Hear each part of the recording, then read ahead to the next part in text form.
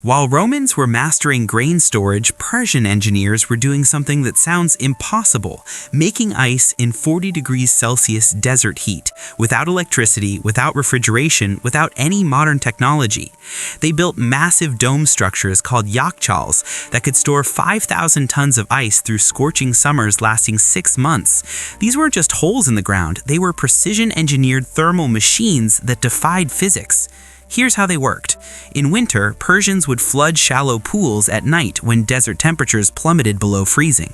By morning, they'd harvest sheets of ice and rush them into the Yakhchal before sunrise. But storing ice isn't the hard part. Keeping it frozen through summer is. The genius was in the architecture. The domes stood 60 feet tall, with walls 6 feet thick, made of a special mortar called sārooj, a mix of sand, clay, egg whites, lime, goat hair, and ash. This created an ancient form of insulation that blocked heat transfer. But insulation alone wasn't enough. They built massive walls called bodgears, wind catchers, on the north side. These caught cold night winds and funneled them down into underground channels that ran beneath the ice storage. The wind naturally cooled before entering the chamber.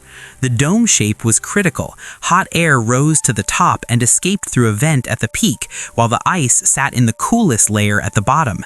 Natural convection created constant airflow without any mechanical system. Some yakhchals were connected to qanats, underground aqueducts that brought mountain water. The flowing water added evaporative cooling, dropping the temperature even further. The result?